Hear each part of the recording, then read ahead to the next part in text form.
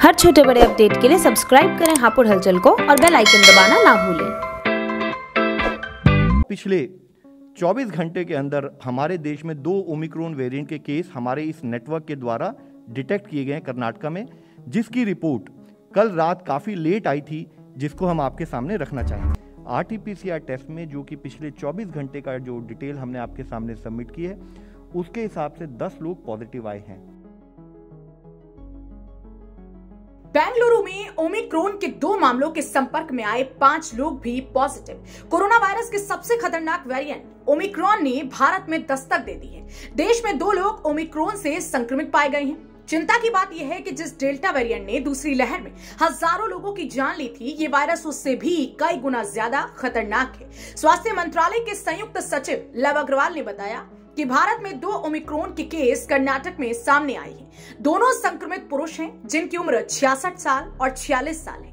2 केसों के संपर्क में आए 5 लोग भी पॉजिटिव। कर्नाटक सरकार के मुताबिक ओमिक्रॉन से संक्रमित 66 साल का विदेशी नागरिक 20 नवंबर को बेंगलुरु आया था और 27 नवंबर को दुबई लौट चुका है। 24 लोग उसके सीधे संपर्क में आए थे और 240 सेकेंडरी कॉन्टैक्ट्स थे। सभी का कोरोना टेस्ट नेगेटिव आया है, लेकिन चिंता बेंगलुरु में ही मिले दूसरे मरीज को लेकर है, जो 46 साल के स्थानीय डॉक्टर हैं और उसकी कोई ट्रेवल हिस्ट्री नहीं है। यह शख्स 22 नवंबर को ओमिक्रॉन पॉजिटिव पाया गया था। इसके 13 प्राइमरी कॉन्टैक्ट्स में 3 और 205 सेकेंडरी कॉन्टैक्ट्स में 2 लोग पॉजिटिव पाए गए हैं।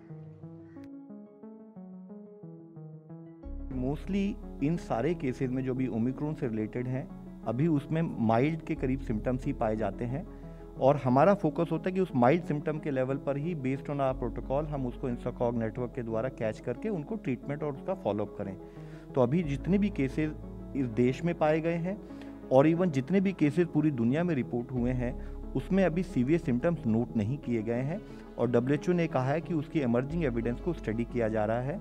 Sir would explain further, but मैं आपको बताना चाहूँगा कि जैसे हमारे एयरपोर्ट पर जो नेटवर्क हमने इस्टेब्लिश किया है, तो जो भी एट रिस्क कंट्रीज से फ्लाइट्स आती हैं, उनको हम सबसे पहले उनकी थर्मल स्क्रीनिंग होती है, उसके बाद उन सबका RT-PCR टेस्ट किया जाता है।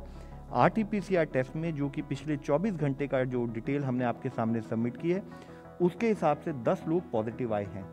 तो जैसे ही कोई केस पॉजिटिव आता है, ऑटोमेटिकली उसका होल जीनोम सीक्वेंसिंग के लिए सैंपल लेकर हर एयरपोर्ट को हमने लिंक किया है एक particular whole genome sequencing lab से, जहां पर वो सैंपल भेजा जाता है और उसकी टेस्टिंग रिजल्ट आते ही उसके हिसाब से कार्य किया जाता है। बेंगलुरु में ओमिक्रॉन के मरीज मिलने के बाद केंद्रीय स्वास्थ्य मंत्री मनसुख मांडविया ने कर्नाटक के मुख्यमंत्री बसवराज बोम्मई से बात की है। बताया जा रहा है इस बातचीत में सीएम बोम्मई ने कर्नाटक की हेल्थ वर्कर्स को वैक्सीन की बूस्टर डोज देने का प्रस्ताव रखा है। सीएम बोम्मई ने कहा है कि मैंने लैब से पूरा विवरण मांगा है, हम इन लोगों की कॉन्ट्रैक्ट ट्रेसिंग कर रहे हैं।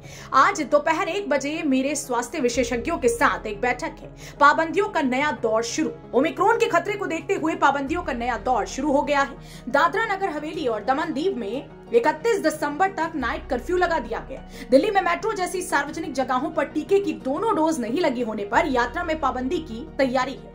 दिल्ली सरकार इस बारे में प्रस्ताव तैयार कर रही है। हालांकि केंद्र सरकार कह रही है कि अभी डरने की कोई जरूरत नहीं है, लेकिन कोविड प्रोटोकॉल्स का पालन कड़ाई से करना होगा।